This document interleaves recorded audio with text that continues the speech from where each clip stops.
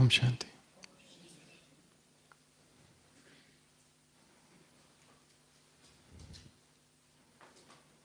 एक समंदर में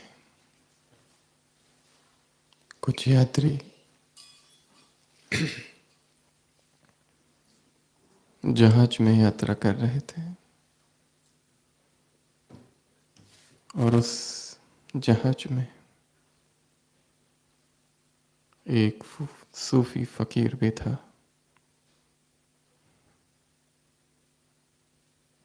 और उस जहाज में कुछ शरारती लोग भी थे और वो शरारती वृत्ति वाले लोग उस भोले भाले से फकीर को बहुत सता रहे थे।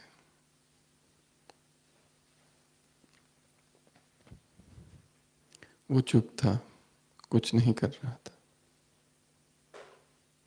कभी उसकी चीजें ले लेते थे तो कभी कुछ करते, कभी कुछ करते, कभी उसका भोजन। दिन भर उन्होंने उस फकीर को बहुत सताया और उन्हें बड़ा आनंद आ रहा था। शाम हुई, रात होने को थी और वो फकीर प्रार्थना के लिए बैठा। तब तो उन लोगों को और ज़्यादा शरारत सूझी, क्योंकि अब तो वो कुछ भी नहीं कर सकेगा। इसलिए उन्होंने उस फकीर को और छेड़ना चालू किया। उनमें से एक दो लोगों ने उसके सिर पर चप्पल और जूते भी मारे और अचानक से आकाश से आकाशवाणी हुई, हे मेरे प्यारे, अगर तू कहे तो जहाज को उलट दूं। सब भयभीत हो गए, डर गए। वो सारे लोग जो उस फकीर को सता रहे थे एकदम फकीर के चरणों में गिर पड़े, क्षमा, माफी। पर फकीर अपनी प्रार्थना में मस्त था। प्रार्थना उसने पूरी की और प्रार्थना पूरी करने के बाद वो लोग भयभीत थे, पता नहीं अब क्या हो जाए। उसने कहा, घबराओ नहीं। और उस फकीर ने आकाश की ओर देखा और आकाश से कहा, जहां से वो आकाशवाणी आई थी, हे ईश्वर, हे प्रभु, ये तू कैसी भाषा बोल रहा है शैतान की। इस नाव को, इस जहाज को उलटने से क्या होगा? अगर उलटना ही है तो इनकी बुद्धि को उल्टो। और मुझे लगता है तू ऐसे कैसे बोल सकता है। तभी एक दूसरी आवाज आई आकाश से और उस आकाश ने कहा, उस आकाशवाणी ने कहा, तुमने सच पहचाना, वो मैं नहीं था, वो शैतान था।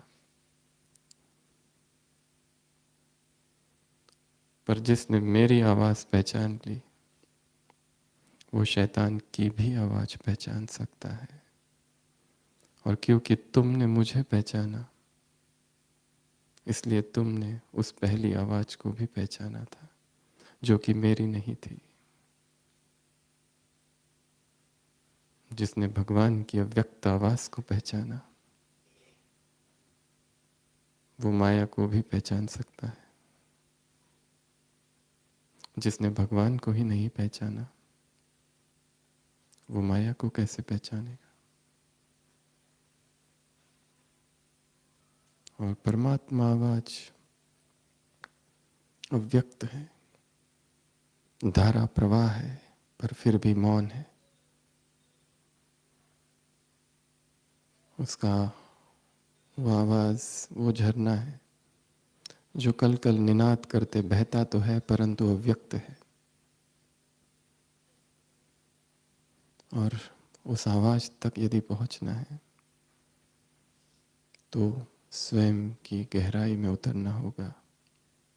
वो आवाज़ ऊपर है और हर चेतना की यही इच्छा है कि ऊपर उड़ जाओ। जी चाहे पंछी हो उड़ जाओ,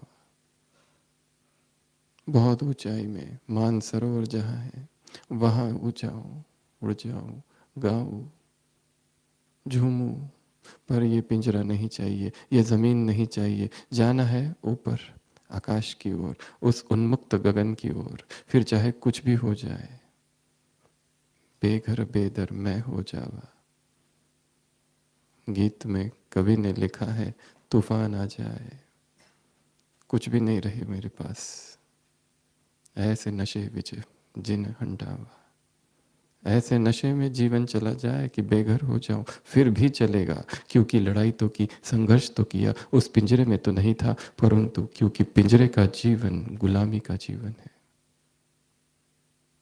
और आकाश में संघर्ष है, पिंजरे में कंफर्ट्स है, सुख सुविधाएं है, परंतु चेतना की प्यास स्वतंत्रता की है। चेतना उड़ना चाहती है, सब बंधनों को तोड़ना चाहती है, फिर भी कहीं ना कहीं फंसी है। और जब तक वो फंसी रहती है, निरंतर एक भाव मन में रहता ही है कि जो हो रहा है ठीक नहीं हो रहा है। जिन लोगों के बीच में हूँ, जिन लोगों से मैं प्रेम करता हूँ, वो मुझसे जो प्रेम करते, कहीं ना कहीं इन सब में बंधन है, चाहे वो सेवाएं है, संबंध है, यज्ञ के स्थान है।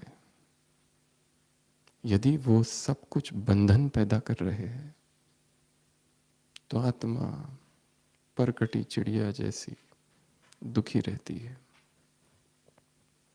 इसीलिए उसे आकांक्षा है उड़ने की, बहुत ऊंचाई में जाने की। और जब तक वो पूर्ण ऊंचाई को नहीं पहुंचती, एक असंतुष्टता रहती ही रहती है, और रहनी भी चाहिए। अध्यात्मवादी इस बेचैनी को एक नाम देते हैं, डिवाइन डिस्कंटेंट। एक रूहानी बेचैनी, और ये बेचैनी ही उसे आगे बढ़ाती है। ये वो अतृप्ति नहीं है जो संसार की आत्माओं में है, ये वो अतृप्ति है, उड़ना है, आगे जाना है, सारे बंधनों को तोड़ देना है, कुछ भी नहीं चाहिए इस संसार का, वो ही चाहिए बस। केवल उसी से प्यास बुझेगी आत्मा की, वो अनंत का अमृत ही अनंत की प्यास बुझाएगा। और ऊंचाई में यदि जाना है किसी पेड़ को, तो उसे क्या करना होता है? नीचे, जितनी जड़ें नीचे जाएगी उतना पेड़ ऊपर ऊंचाई में उठेगा। यदि हमें चेतना के आकाश में ऊंचा उड़ना है, तो हमें भी भीतर प्रवेश करना होगा। और भीतर की जो यात्रा है, अंतर्मुक्ता की जो यात्रा है, वही हमें उस महसूसता तक ले जाएगी, और वो महसूसता ही परिवर्तन लाएगी। बिना महसूसता के, रियलाइजेशन के कोई ट्रांसफॉर्मेशन नहीं। तो आज हम चर्चा करेंगे कल सुबह जो व्यक्त वाणी चली थी उसकी। पहले आप कुछ बातें बताएंगे, फिर हम। तो क्या कहा बाबा ने? कल सुबह की संडे की अव्यक्त वाणी 2 नवंबर 87। क्या था? हाँ, वो तो था। अंदर क्या था? बहुत कुछ था। क्या क्या था? बहुत कुछ। चेंज करना है तो क्या करो? महसूस करो, कमजोरियों को महसूस करो। और क्या था? वृत्ति, वाइब्रेशन और वाणी, इनको और 3 चीज़ों से जोड़ दो। वो कौन सी 3 चीज़ें? निमित्त, निर्माण और निस्वार्थ। तो क्या होगा? 3 चीज़ें होगी। किस प्रकार की सेवा होगी? दिल, मन, लोक और बाप पसंद सेवा नहीं, सफलता। और क्या था? बाप को पता किस किस पत्ते का है, हर पत्ते का उसे पता है। और दिल की धड़कन का क्या? उसको पता है। और क्या पता है? हम्म, मन के डायलॉग का भी पता है। अच्छा, और क्या पता है? पर वो तो कहता है मैं कुछ भी नहीं जानता, मैं तो जानी जाननार हूँ ही नहीं, मैं तो थॉट रीडर ही नहीं हूँ, मुझे क्या पता, मैं अंतर्यामी थोड़ी हूँ। हम्म, उस दिन, अच्छा, हर दिन बदलते रहता है। और क्या कहा उसने? स्व परिवर्तन से विश्व परिवर्तन। और क्या कहा? याद करो, जल्दी जल्दी याद करो, इतना जल्दी भूलना नहीं है। कितना दिन के बाद भूलना चाहिए?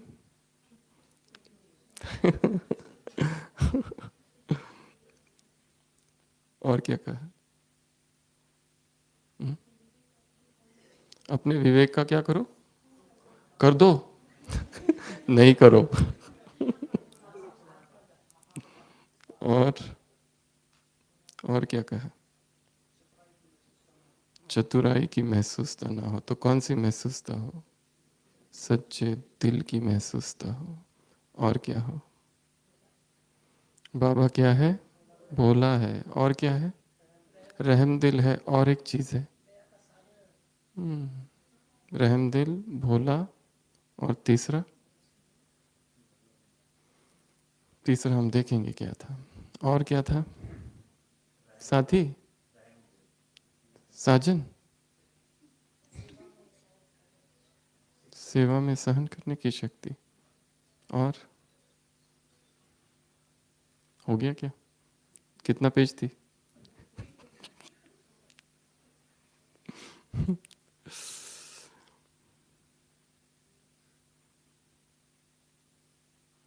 एक किताब है, डाउट एंड अश्योरेंस, आर.सी. स्प्राउल की लिखी हुई। उसमें एक पादरी का वर्णन है। 18वीं शताब्दी में एक पादरी कभी हुआ था, रॉबर्ट रॉबिन्सन। वो बचपन से ही गिफ्टेड था, अर्थात उसमें ऐसी प्रतिभा थी, ऐसा ईश्वरीय प्रेम था कि बचपन से ही ईश्वर की तरफ लगन थी। युवा हुआ, संन्यास ले लिया, संसार छोड़ दिया, चर्च में समर्पित हुआ, फादर बन गया। और प्रतिभा ये थी कि लिखता था, कविताएं लिखता था। और ऐसी प्रभु प्रेम की कविताएं कि जो सुनता था, जो पढ़ता था, आंखों से अश्रुधारा बहने लगती थी। ऐसी कविताएं। उसकी वाणी में ऐसा तेज था कि सुनने वाले मंत्रमुग्ध हो जाते थे। और युवा था, इसलिए प्रभाव और अधिक था। परंतु फिर कुछ हुआ। प्रभु प्रेम का जीवन जीते जीते चर्च की 4 दीवारें, चर्च का वो प्रांगण और चर्च में होने वाली सारी गतिविधियां धीरे धीरे बोर्डम लगने लगी। कुछ और करूं, कुछ और चाहूं, ये करूं, वो करूं, ऐसा करूं, वैसा करूं। संसार क्या है इन दीवारों के उस पार?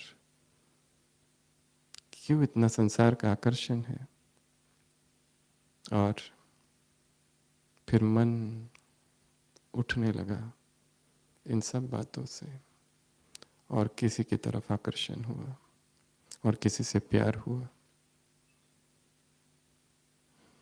और आकर्षण इतना अधिक था कि धीरे धीरे चर्च से निकलकर एक गृहस्थी बन गया। और संसार में ऐसा फंस गया कि वो सारी बातें ही भूल गया। कि कभी ऐसी भी उमंगे, ऐसी भी प्रभु प्रेम की अशरीरी तरंगे उसके अंदर उठी थी। और संसार में फंसने के बाद एक धुंधला सा, चित्त में कुछ भी स्थिर नहीं, कंफ्यूजन निरंतर। और ऐसी एक रात वो पेरिस में था और एक बग्गी आई और उसमें बैठा। रात थी और वो जा रहा था। एक महिला उसी बग्गी में आके बैठी, उसके बाजू में वो ईसाई थी और वो कुछ कविताएं पढ़ रही थी। और कविता पढ़ते पढ़ते ये बाजू में सुन रहा था उसकी कविताएं, और वो इतनी मंत्रमुग्ध होकर पढ़ रही थी वो गीत, वो कविताएं, दो psalms and hymns of Christianity, कि एकदम उसकी आंखों से आंसू आ गए। उसने पूछा, आप रोते क्यों हो? वो कहता, तुम ये जो गीत पढ़ रही हो ये मेरा लिखा हुआ है। और अचानक से वो सारे दिन याद आने लगते,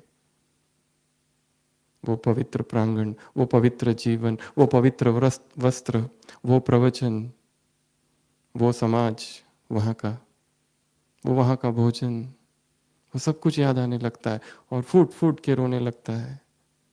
वो कहती है कि आप रो क्यों रहे हो? देखो आपने ही लिखा है, द स्ट्रीम्स ऑफ मर्सी, झरने बह रहे हैं उसकी कृपा के। और वो कहती है कि the streams of his mercy unfailing are right now falling in the streets of Paris. वो प्रभु प्रेम के झरने इस समय पेरिस की सड़क पर पड़ रहे हैं। आ जाओ, आ जाओ। और तुरंत ऐसा परिवर्तन हो जाता है, ऐसा शॉक, ऐसा धक्का लगता है अंदर कि एक क्षण में उस जीवन से वापस इस जीवन में आ जाता है। ऐसा डीप रियलाइजेशन, ऐसी डीप महसूसता। तो बाबा ने कहा, महसूसता होगी तो अनुभूति होगी, एक्सपीरियंस। अनुभूति होगी तो स्व परिवर्तन होगा, स्व परिवर्तन होगा तो औरों का परिवर्तन होगा, और तुम्हारा और दूसरों का परिवर्तन होगा तब विश्व का परिवर्तन होगा। ये क्रम है। कौन किसको देख रहा है? मुरली की शुरुआत, वो विश्व परिवर्तक है, वो विश्व कल्याणकारी है। किसको देख रहा है? जो विश्व परिवर्तक है, जो विश्व कल्याणकारी है, जो स्नेही है, जो सहयोगी है, जो सहज योगी है। ऐसी आत्माओं को बाप देख रहे हैं, ऐसी माताओं को देख रहे हैं, और ऐसे गोपों को देख रहे हैं। गोप अर्थात सुबह की साकार मुरली, ज्ञान मान सरोवर को देख रहे हैं। ऐसी माताओं को देख रहे हैं। किसको? गंगाओं को देख रहे हैं।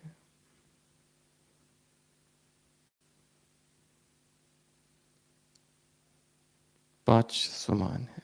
मैं विश्व परिवर्तक हूं, मैं विश्व कल्याणकारी हूं। अगर एक ही समान ले लिया जाए और उसकी गहराई में चले जाए तो क्या हो जाए? मैं विश्व कल्याणकारी हूं। किसी एक व्यक्ति का कल्याणकारी नहीं, एक जगह का कल्याणकारी नहीं, एक समाज का कल्याणकारी नहीं, एक गांव का कल्याणकारी नहीं, एक राज्य का नहीं, एक राष्ट्र का नहीं। My interest are not Indian but international. Vivekananda ने कभी कहा, इस भारत से मुझे नहीं कुछ लेना देना, मैं भारत के लिए नहीं विश्व के लिए आया हूं। My interest are not Indian but international. तो हम सब कौन है? विश्व कल्याणकारी, विश्व परिवर्तक, सहयोगी, सहज योगी, स्नेही आत्माएं। बाबा ने कहा, कुछ कुछ आत्माएं हैं जिनके लिए स्व परिवर्तन बहुत सहज है, किसके लिए बहुत कठिन। और स्व परिवर्तन न होने के 3 कारण बताए। कौन से? मुरली को याद करो, कहाँ बैठे थे मुरली सुनते समय, कौन सुना रहा था, और जब पढ़ी थी वो वाक्य कहाँ आया था, तो याद आएगा। सबसे पहला, स्वयं ही के संस्कार, तीव्र पुरुषार्थ अर्थात विद्रोह करना अपने ही संस्कारों से। तीव्र पुरुषार्थ अर्थात लड़ाई है, बगावत, विप्लव, रिवॉल्ट। बगावत, बागी बन जाना है। बागी होते हैं ना, सुनते नहीं हो शासन का। वो सब चीजें करते हैं जो शासन को पसंद नहीं होती है, ऐसे रिवॉल्यूशनरी। संस्कार, ये सबसे पहली बाधा है। दूसरी, सब परिस्थितियां, माया और प्रकृति जनित परिस्थितियां। आत्मा परिवर्तन करना चाहती है, परंतु परिस्थितियां हर समय बदल रही है, प्रतिपल बदल रही है और कठिन से कठिन परिस्थितियां आ रही है। आज कुछ तो कल कुछ, हर समय परिस्थितियां कुछ कुछ कुछ कुछ नई नई आ रही है। बदलना चाहती है चेतना, पर बदल नहीं पाती, क्योंकि अनुकूल वायुमंडल उसे नहीं मिलता। वो प्रतीक्षा करती है कि ऐसा वायुमंडल मिल जाए, ऐसे लोग मिल जाए, पर जो चाहती है उसके विपरीत ही उसको मिलता है। तीसरा कारण, ये तो सबसे महत्वपूर्ण कारण है। कौन सा? कौन सा हिसाब किताब? ब्राह्मण परिवार के बीच का हिसाब किताब। ये सबसे बड़ी बाधा है, और यहीं पर आत्मा फेल हो जाती है, क्योंकि ब्राह्मणों से हमारी बहुत टॉप लेवल की एक्सपेक्टेशंस है। बाबा की जितनी एक्सपेक्टेशंस है उससे भी डबल, और वो कोई मौका नहीं चूकते हमारी सारी इच्छा और अभिलाषाओं को चूर चूर करने के लिए। इसीलिए दुख इसका ही बहुत ज्यादा है। दो व्यक्ति एक ही लिफ्ट से रोज जाते हैं, एक को 15वीं मंजिल पे जाना, एक को 7वीं। 7वीं मंजिल आती है, लिफ्ट का दरवाजा खुलता है, और जाने वाला हर समय जो दूसरा व्यक्ति उसके मुंह पर थूक कर जाता है। और जिसके मुंह पर थूकता है वो रुमाल निकालता है और पोंछ देता है और चुप। रोज रोज रोज रोज रोज वो लिफ्ट मैन को अब रहा नहीं जाता। वो उस 7वीं मंजिल आती है, आज फिर थूका और चला गया, इसने फिर रुमाल निकाला, पोंछा। वो लिफ्ट मैन उस व्यक्ति को पूछता है जिस पर थूका जा रहा है और जो अभी भी लिफ्ट में है, जिसकी मंजिल 15वीं है, कि ये व्यक्ति आप पर क्यों थूकता है? वो कहता है वो उसकी समस्या है, मुझे इससे क्या? मुझे कैसे पता रहेगा वो ऐसा क्यों करता है? उसकी प्लानिंग तो वो करता होगा ना, थूकने से पहले की प्लानिंग, थूकते समय की प्लानिंग, थूकने के बाद की प्लानिंग।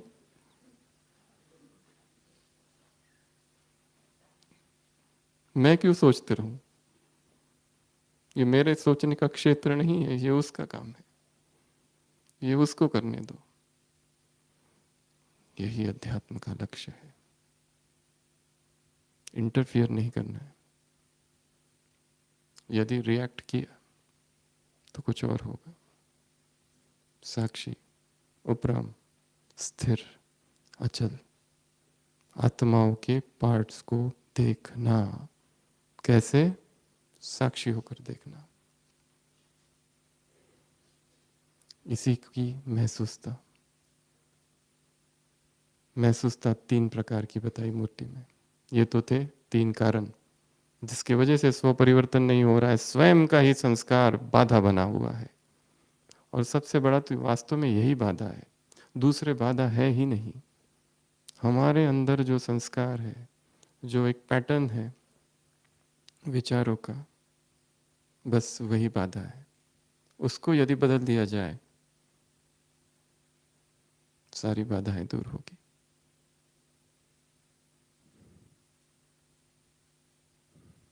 तो पहला स्वयं के संस्कार, दूसरा परिस्थितियाँ। परिस्थितियों पर हमारा वश नहीं है, अलग अलग आएगी, आ रही है और ज़्यादा आएगी। हिसाब किताब, जन जन के हिसाब किताब चुकतू करने हैं और नए नहीं बनाने हैं। No fresh bondages. जो अब तक है वही तो इतने सारे हैं। अभी कुछ भी करने गए, तीव्र पुरुषार्थ अर्थात कुछ भी ना करना, करने से ही तो गड़बड़ हुई है। कुछ भी करना नहीं अर्थात वैसा वाला नहीं, दूसरा कुछ भी नहीं करना। कुछ भी करने गए तो गए काम से। अव्यक्त वाणी है 3 मार्च 1984। छोटा बच्चा जब शरारत करता है तो क्या करते हैं? दिखाते हैं कि उसको या तो बांध देते हैं या भोजन नहीं देते, परंतु ये तो कॉमन बात है। बाबा ने यज्ञ के इतिहास की बातें बताई। कोई बच्चा अगर कोई शरारत करता था तो क्या करते थे? उसको कहते थे एक ही अवस्था में बैठो, हिलना ही नहीं। 3-4 सोचो, बाबा के महावाक्य है, सोचो छोटा बच्चा और उसको कहा कि हिलो नहीं, तो कैसी उसकी हालत होगी? वैसे ही यदि कोई कर्मेंद्रिया हलचल करे, यदि कोई कर्मेंद्रिया चंचल हो जाए, स्वयं को पनिश करो। और कैसे पनिश करेंगे? अंतर्मुक्ता की भट्टी में बैठ जाओ। जैसे वहां बच्चे को रस्सी से बांधते हैं, तुम दृढ़ संकल्प की रस्सी से स्वयं को बांधो। चुप होकर बैठ जाओ, कुछ भी नहीं करना। ये मार्ग है सबसे कठिन और सबसे सहज। कुछ भी नहीं करना, कुछ करने से ही गड़बड़ हुई है।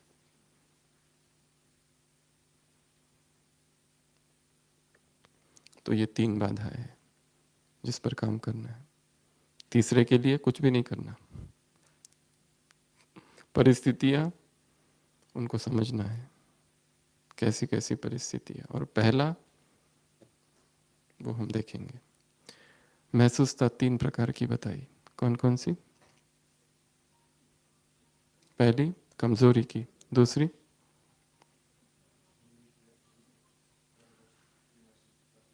दूसरी दूसरों के प्रति है। क्या क्या? उसकी इच्छा क्या है, उसका भाव क्या है, ये समझना है।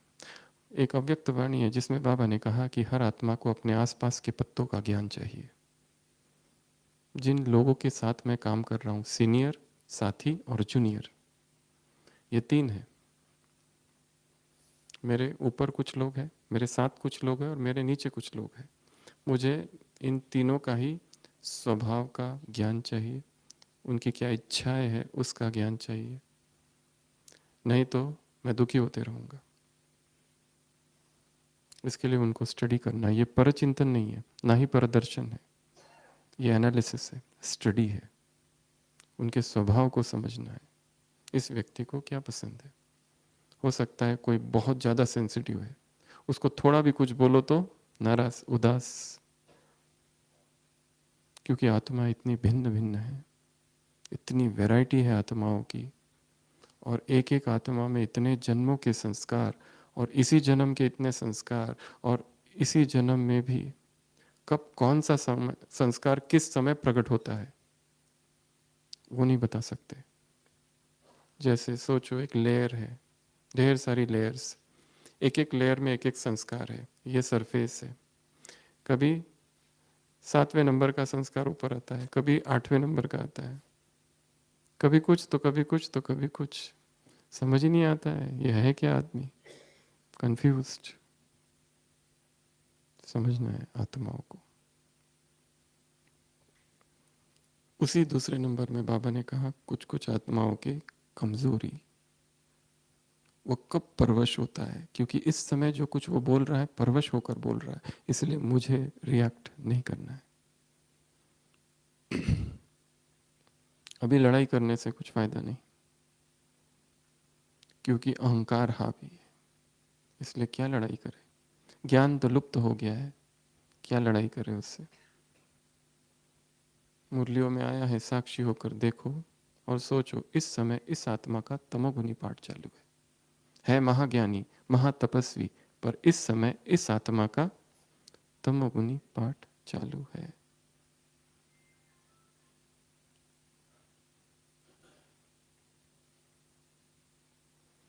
वैर को वैर से नहीं जीता जा सकता, केवल प्रेम से। कोई कितने भी वैरी है, विरोधी है, प्रेम ही मार्ग है। संसार ने किसी को नहीं छोड़ा, महावीर को भी नहीं छोड़ा। जिस गांव में गए उस गांव से खदेड़ कर बाहर फेंक कर दिया। बुद्ध को नहीं छोड़ा, सुकरात को नहीं छोड़ा, मंसूर को नहीं छोड़ा, ईसा मसीह को नहीं छोड़ा। और क्या देने आए थे ये सारे लोग? प्रेम।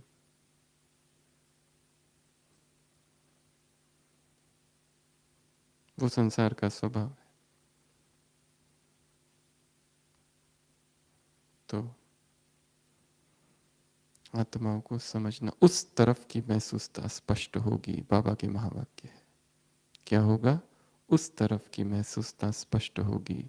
इस व्यक्ति का क्या स्वभाव है, क्या इच्छा है, क्या संस्कार है, इस समय किसके अधीन है, ये महसूसता आ जाएगी। ये बड़ी डीप गहरी महसूसता है, अंडरस्टैंडिंग है, रियलाइजेशन। और तीसरी, हाँ, तीसरी महसूसता दिखावे वाली महसूसता है, ऊपर ऊपर की महसूसता है, जिसमें व्यक्ति क्या करता है? अपने विवेक का खून कर देता है और दूसरों को दिखाता है कि महसूसता हुई है, परंतु वो झूठी महसूसता है, चतुराई वाली महसूसता है, जिसमें स्वयं खुश होते, दूसरों को भी खुश करते, परंतु परिवर्तन अल्पकाल का होता है। मुरली है बाबा की, अंदर एक बाहर दूसरा। क्या कहते हैं उनको? खौफनाक, खतरनाक। अंदर कुछ बाहर कुछ। To own self to be true. सबसे अच्छी, सबसे बड़ी ईमानदारी जो है, ऑनेस्टी अपने आप से। सबसे बड़ी ऑनेस्टी। क्या मैं जो हूँ और जैसा हूँ वैसा ही हूँ, या दुनिया के लोगों के सामने कुछ और दिखाता हूँ? कुछ मुखौटा, कोई दूसरा वस्त्र पहन रखा है।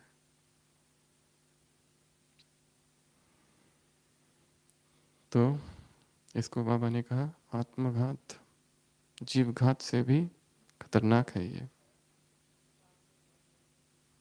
परंतु ये सब देखते हुए बाबा के भी तीन रूप है। पहला रहमदिल है वो, दूसरा भोला है वो, और सर्वज्ञ है। बाबा को हर एक के तीन चीजें पता है। एक चार्ट पता है, एक खाता पता है, और एक चित्र पता है। चार्ट, हर बच्चे के हर संकल्प का चार्ट बाबा के पास है। कौन सा चार्ट है उसके पास? हमारे हर संकल्प का चार्ट उसके पास है। दूसरा चित्र, दिल की धड़कन का चित्र उसके पास है। तीसरा खाता, हर कर्म का खाता उसके पास है। क्या छुपाओगे उससे? कुछ भी नहीं। सारे दिन भर जो कुछ संकल्प किए उससे कुछ भी छिपा नहीं है।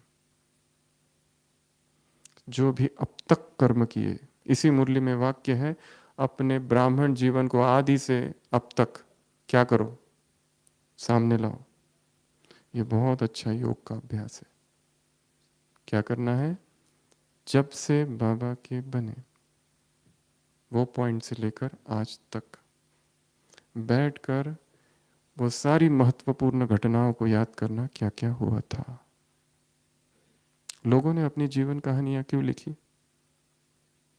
क्योंकि बहुत अच्छा अभ्यास है ये। इसमें बैठकर याद करना होता है, ये हुआ, वो हुआ, ऐसा हुआ, वैसा हुआ, और मन एकदम एकाग्र हो जाता है। पर इसमें बहुत ज़्यादा मौन चाहिए तो ही लिखा जा सकता है। बहुत साक्षी भाव चाहिए, क्योंकि जिसके बारे में लिख रहे हैं उससे अलग होना है तो ही लिखा जा सकता है। ये वो है, मैं अलग। तो ये अभ्यास रोज करना है। क्या करना है?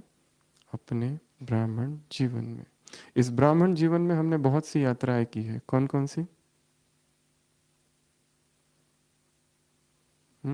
एक ब्रह्मचर्य की यात्रा की। किसी दिन केवल इस यात्रा को देखना कि जब से बाबा के बने तब से अब तक ब्रह्मचर्य कैसा रहा, खंडित हुआ, अखंड रहा। पवित्रता की यात्रा की, अमृत वेले की यात्रा कैसी रही, मुरली चिंतन की, मनन की, अध्ययन की यात्रा कैसी रही, सेवाओं की यात्रा कैसी रही। जब से बाबा के बने तब से अब तक किस किस प्रकार की सेवा की, केवल उन सेवाओं को याद करना। और ये काम आंखें खोल कर नहीं, आंखें बंद कर कर करना होगा, क्योंकि आंखें जहाँ जाती है बुद्धि वहाँ जाती है।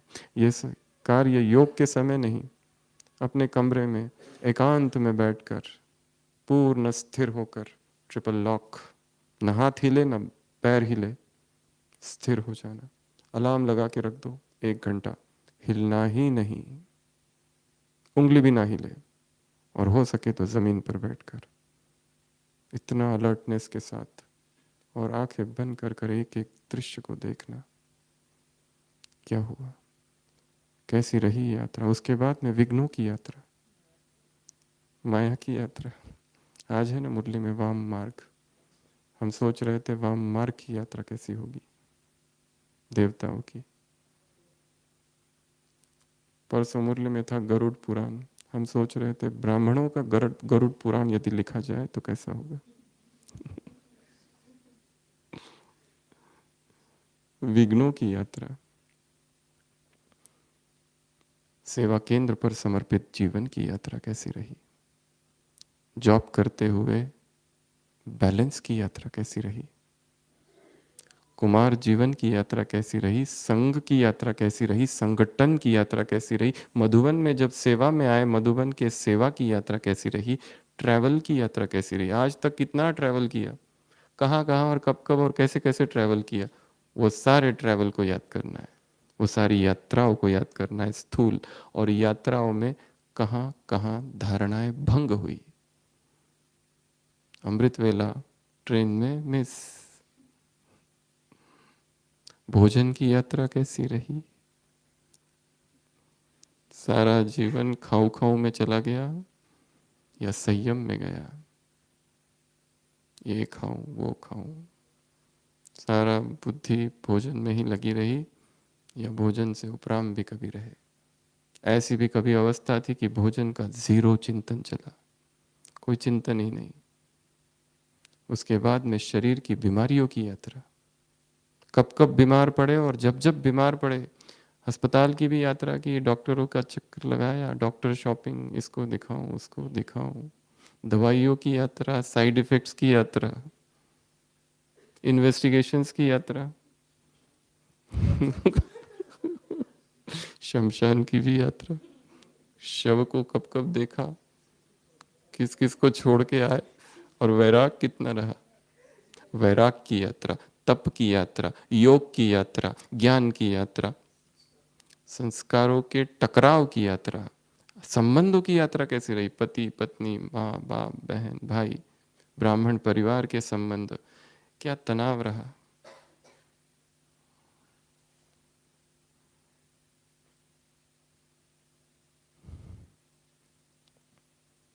घर में कलह कब कब हुए, झगड़े, ईर्ष्या कब कब जगी, ईर्ष्या की यात्रा। बैठ कर देखना है, पहले टॉपिक दे देना है स्वयं को कि आज मैं इस यात्रा के बारे में सोचूंगा। अलार्म लगा के रखो 20 मिनट और चले जाओ गहराई में और सोचते जाओ, केवल देखना है। वो देखते ही देखते देखते देखते देखते कोई ऐसा पॉइंट हाथ में आ जाएगा जिसके बारे में हमने सोचा ही नहीं था, क्लिक हो जाएगा, जो मूर्छित बिंदु था मस्तिष्क में सक्रिय हो जाएगा, और उसके सक्रिय होते ही एकदम व्यवहार में परिवर्तन होगा।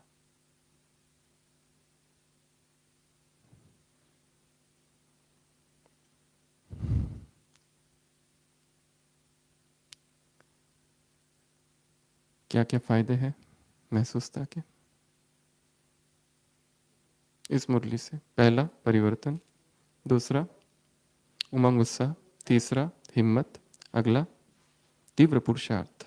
अभी जो साधारण चाल है वो क्या हो जाएगी, तीव्र हो जाएगी, उमंग उत्साह की चाल हो जाएगी, और क्या हो जाएगा? अलौकिक अनुभव होंगे। और क्या हो जाएगा? मीठे मीठे अनुभव होंगे। और क्या हो जाएगा? अनोखे, अलौकिक, मीठे अनुभव होने लगेंगे। जो आज तक नहीं हुए वो अनुभव होंगे। ईस्टर्न ग्रुप को बाबा ने कहा क्या करो? सूर्य उदय, नवीनता का, मौज का अनुभव होगा। एग्जाम के समय मेहनत, मेहनत नहीं, मौज। जैसे स्टूडेंट्स को एग्जाम के बाद अनुभव होता है, तुम्हें अभी अनुभव होगा।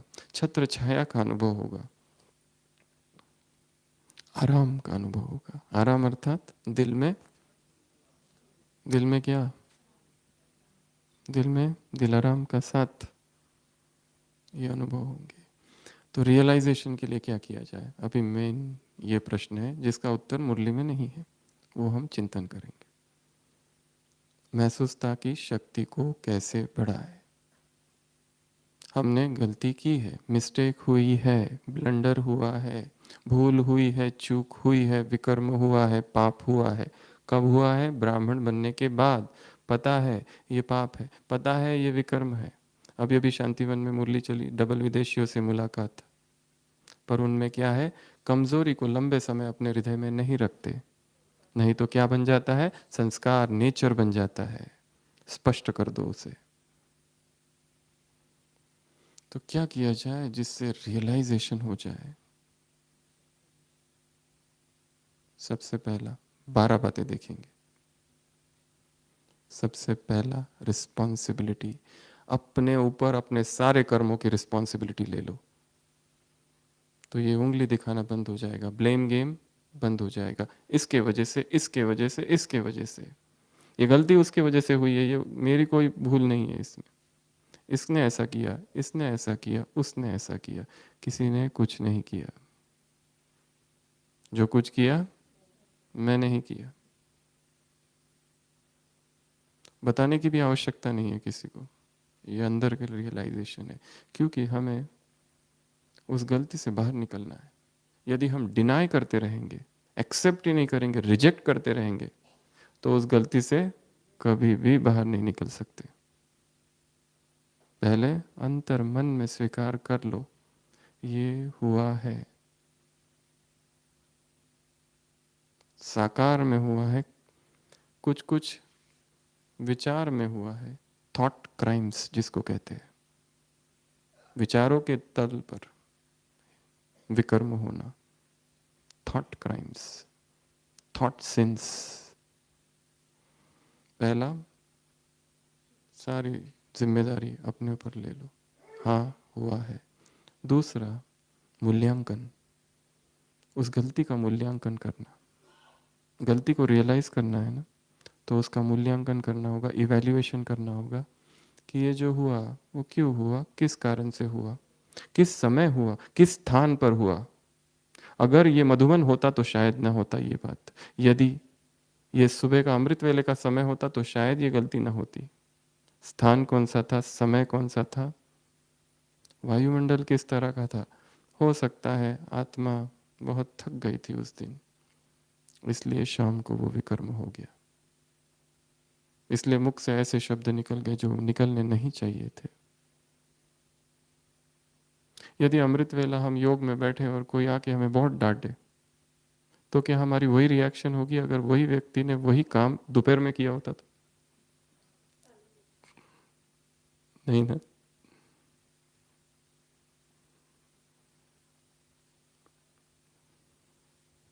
मूल्यांकन,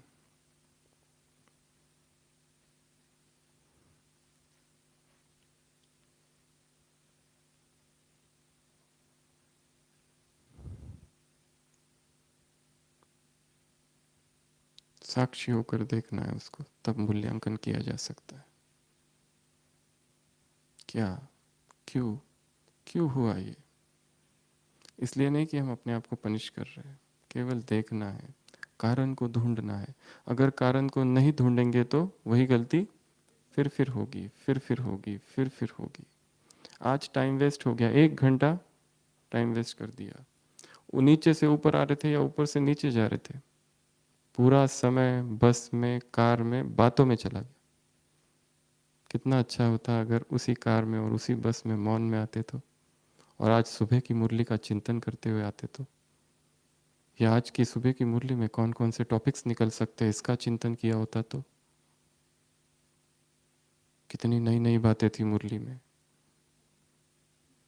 3 कथाओं का राज टॉपिक है, निकालो।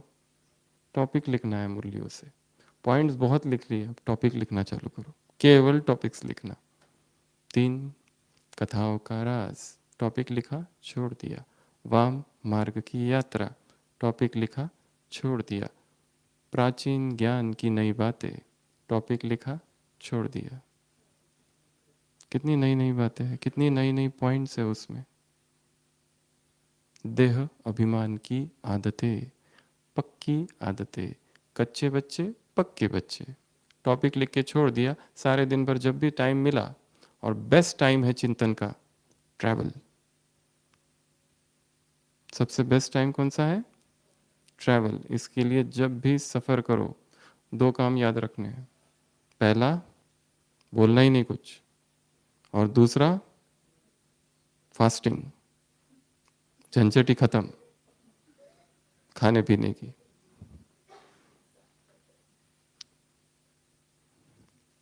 ऑटोबायोग्राफी ऑफ योगी नाम की किताब है, योगी कथामृत, जिसमें स्वामी योगानंद ने लिखा है, छोटा बच्चा था मुकुंदा, उसका नाम, घर छोड़कर भाग गया कलकत्ता से, एक आश्रम में रहने लगा। उस आश्रम में वो जो स्वामी जी थे जिनके अंडर वो था, कहीं बाहर गए थे, और जब तक वो ना आए किसी को खाना नहीं मिलने वाला था। वो आने वाले थे सुबह 10 बजे, वो आए ही नहीं। मुकुंदा, वो जो लेखक लिखता है, ऐसी अवस्था हो गई, नाश्ता ही नहीं मिला, मैं क्या करूं, बेचैनी होगी। दोपहर होगी फिर भी नहीं आए, शाम हो गई फिर भी नहीं आए, रात को 10 बजे वो आए। अब तो ऐसा लगा आए और तुरंत खाऊं, परंतु जब तक गुरुजी नहीं खाते मैं कैसे खाऊं। और वो गुरुजी आने के बाद पहले स्नान में चले गए, और झंझट आने के बाद पूजा में बैठ गए इतनी बेचैनी। और फिर उन्होंने खाया, और तब जाके मैंने खाया।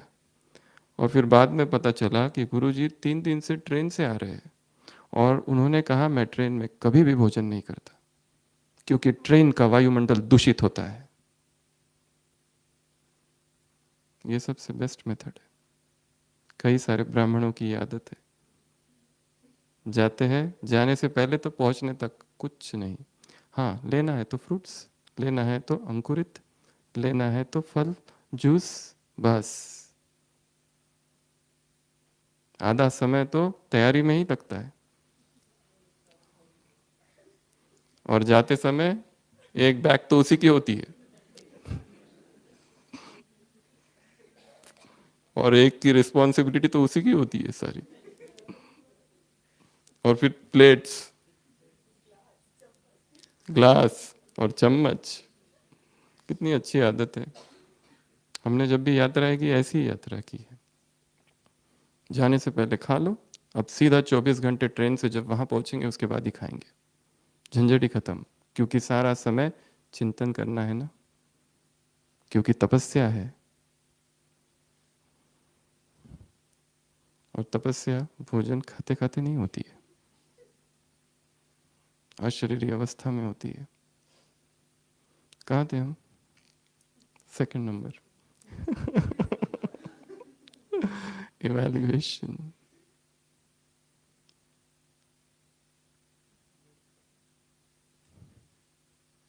उसके बाद में तीसरा, यदि कोई हमें अपनी गलती दर्शाता है उसे प्रेम से सुनना। यदि कोई कहता है तुमने ये किया, बजाय इसके कि तलवार निकाल कर उससे लड़ाई चालू, कि हो सकता है वो राइट है रॉन्ग है, जो भी है सुन लेना, चुपचाप सुन लेना। चौथा, बाबा से मदद मांगना। बाबा ये गलती हुई है, मदद मांगना या शक्ति लेना उससे, मैं इस गलती को कैसे महसूस करूं ताकि ये गलती मुझसे दोबारा ना हो। मम्मा का एक स्लोगन था, तीव्र पुरुषार्थ, अर्थात मम्मा ने कहा था जो गलती एक बार हो गई है वो दोबारा रिपीट न करना। दूसरी वाली कर सकते हैं नई वाली। पर एक ही बार, one mistake not allowed twice. एक बार धोखा खा लिया ना, बस दोबारा धोखा नहीं खाना।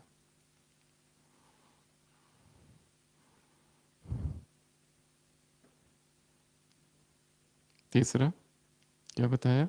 चौथा बाबा से मदद मांग लेना। पांचवा अंतर्मुक्ता, गहराई में चले जाना। जैसे ही गलती होती है और रियलाइज हो गया कि गलती तो हुई है, अब चाहिए टाइम, सबसे अलग हो जाओ कुछ समय के लिए। 1 घंटा, 1.5 घंटा, 2 घंटा छत पे चले जाओ, एकांत में चले जाओ, गार्डन में चले जाओ, जहाँ एकांत है वहाँ चले जाओ, क्योंकि कुछ करना बाकी है। क्योंकि दिनचर्या तो चालू रहेगी, वही सब अमृत वेला चालू है, सेवाएं चालू है, सेंटर पर सब कुछ चालू है, पर गलती हुई है और इन सेवाओं में गलती भूल जाती है और बहुत समय तक वो होती नहीं है, परंतु उसकी टीस अंदर रह जाती है। इसके लिए एकांत चाहिए, मौन चाहिए, अर्थात अंतर्मुक्ता। जैसे ही कुछ लगा कि गलती हुई है, ऐसे ही हमारे मुख से कुछ नहीं निकलता। जो हम कहते हैं मेरे मुंह से ऐसे ही निकल गया, जरूर उस व्यक्ति के लिए हमने पहले से वैसी प्लानिंग की थी,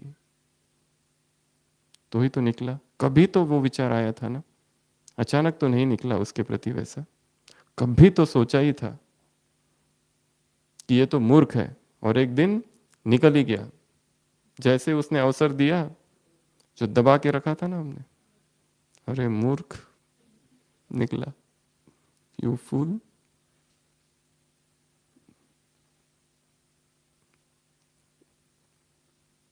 उसके बाद में सेल्फ डिसिप्लिन। गलती होने के बाद अनुशासन को धारण करना है। प्रतिपल सजग, प्रतिपल तटस्थ। कितना अच्छा वाक्य है, अपनी डायरी में सबसे लिख के रखना है। प्रतिपल सजग, प्रतिपल तटस्थ। प्रत्येक क्षण सजगता का हो, तटस्थ हो। चेतना सो जाती है। सेल्फ डिसिप्लिन धारण करना है। अपनी दिनचर्या को फिर से रिवाइज करना है कि पूरी दिनचर्या में ये जो 10 मिनट है ये वेस्ट जाते हैं। सारे काम हो गए, सब कुछ हो गया, कमरे में गए, हाँ, अब माइंड फ्री है, फिर वो घुसता है कहीं कहीं डिजिटल नगरी की अनजान गलियों में। डिजिटल नगरी की अनजान गलियों में तो सभी अलर्ट होके बैठेंगे, एकदम स्थिर, और अपने ब्राह्मण जीवन की यात्रा उस दिन से लेकर तो आज तक क्या क्या गलतियां हुई देखना है। केवल देखना, करना कुछ नहीं,